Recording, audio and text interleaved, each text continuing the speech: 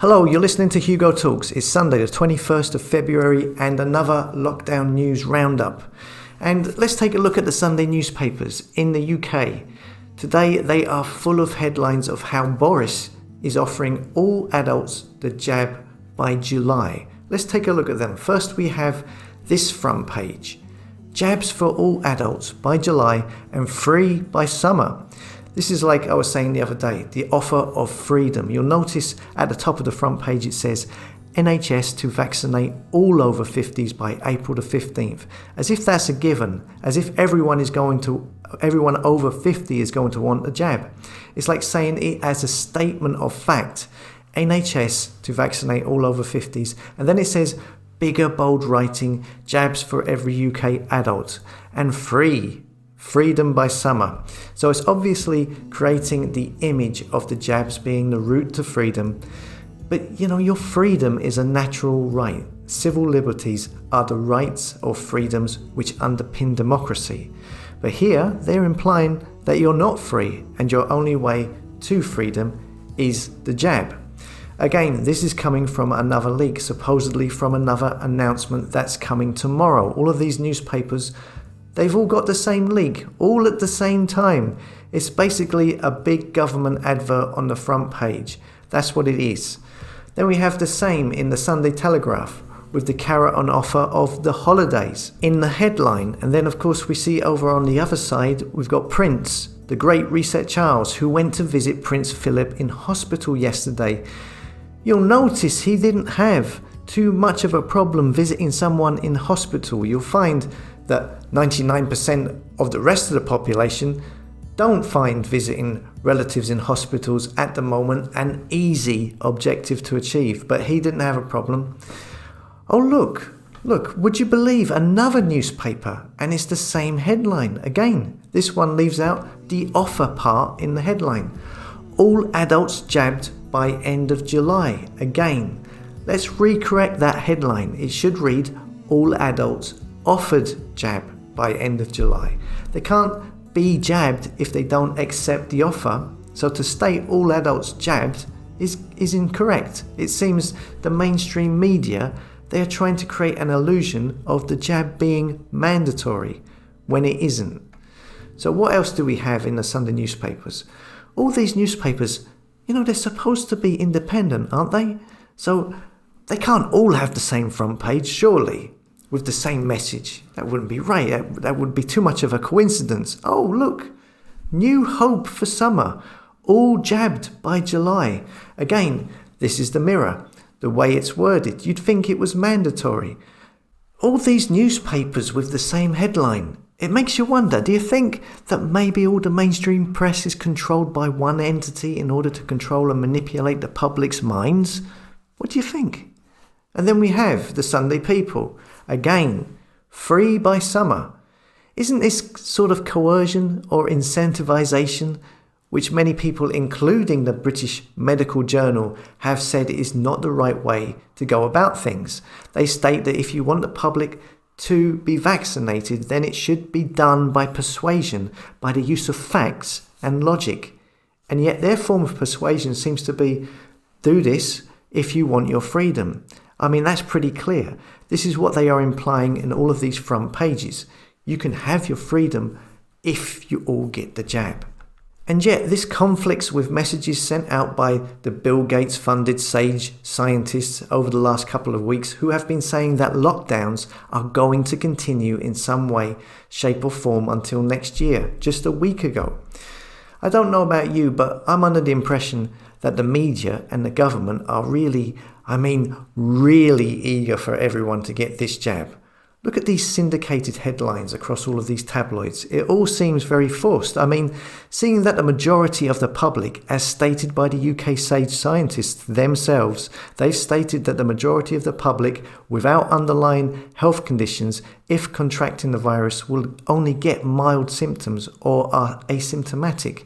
With that in mind, isn't this obsession with giving everyone the jab, that a jab that's using new technology and something that hasn't been tested for long-term effects, isn't this a bit reckless of these people in power to be suggesting that?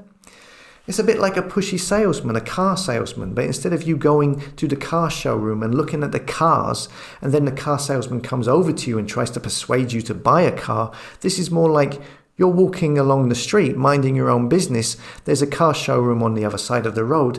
Car salesman comes out of the showroom, crosses the road and stops you in the street and tells you need to buy a car. But you're not looking to buy a car and you've got one at home. But this salesman refuses to let you pass until you buy a car.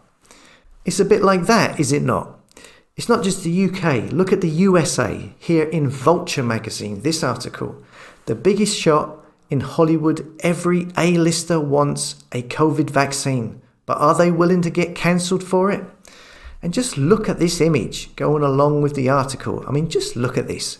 We've got a sign up at the bottom saying, vaccine here, and a long, long queue of people all eager to get the jab, and they want to get into what looks like a Hollywood fish tank with a swimming pool with people swimming in it, which has a syringe that is filling the pool up with all of that jib-jab goodness. What the hell is this all about?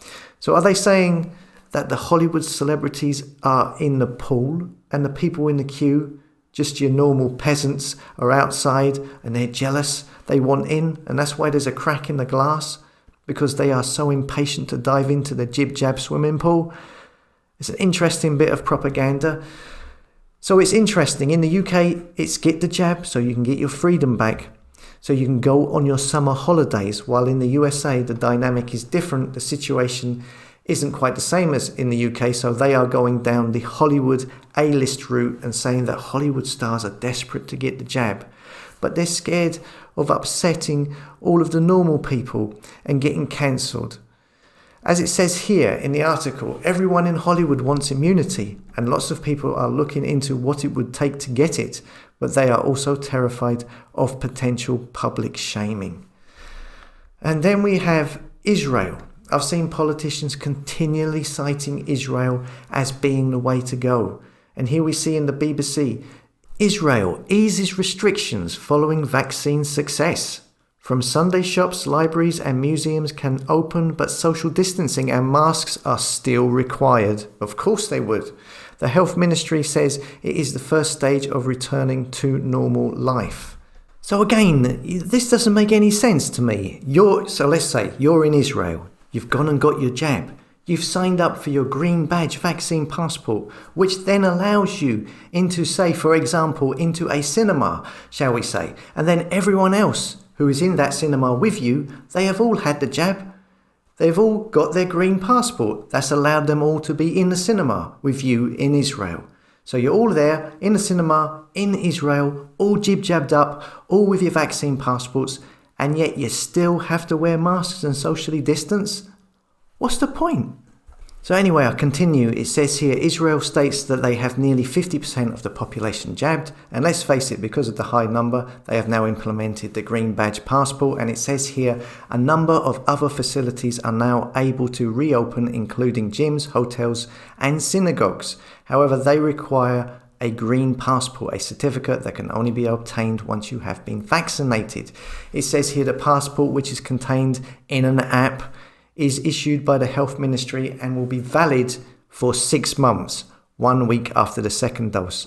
So you can tell from that last statement that the intention is for you in Israel to now get a jab every 6 months, so that your passport will not be invalidated and will allow you to continue to go into these places. And the British press are talking about this and saying, yes, look at this is great. Look at all these people who have their passports and are now allowed to go to the gym. And the zombies, are they looking at this and thinking to themselves, yeah, I'll do that? I hope not. However, what's not said in many of these reports, but it does say here in the Irish Times, is that even though all of these jabs have been given, it says here, the coronavirus is still spreading rapidly in Israel. However, and restrictions on movement and assembly have remained in place since the government imposed a countrywide lockdown in late December. Those who have had the jab are still expected to wear masks, and even though shopping centres, museums, etc. have reopened, restrictions on the number of people in attendance remain in place. And the government has said that restrictions will remain in place until more people get the jab. Over in Ireland, it seems the natives are getting restless. There's been a big backlash against the government over the last couple of days, pretty much since they casually announced through a tabloid newspaper that they were extending lockdown by 9 weeks. Stephen Donnelly, the Irish version of Matt Hancock, has had a security fence now set up outside his home. It says here a security fence has been set up outside Minister for Health Stephen Donnelly's home due to a security concerns over a number of incidents. It says the Irish Examiner reported that a 6-foot, 2-metre wooden fence has been built outside Mr. Donnelly's home after a number of incidents, including items being thrown out windows and left on the doorstep. And just looking around social media and the responses to recent Irish news, it does seem this 9-week lockdown extension announcement has riled up a lot of people in Ireland. Yesterday I shared a video of an Irishman venting his frustrations at the 9-week lockdown extension, and it seems to have truly hit a chord with people in Ireland. And here we are a couple of days later, and we see security fences are being put up. It's not surprising, as the way that they announced that 9-week lockdown through a tabloid showed utter contempt for the people of Ireland. As always, thanks for listening. Come and subscribe to hugotalks.com. It's the only place where I get to keep the subscribers. If I get cancelled on YouTube, I lose all the subscribers. So if you're going to subscribe, come and subscribe at hugotalks.com, and I will see you later.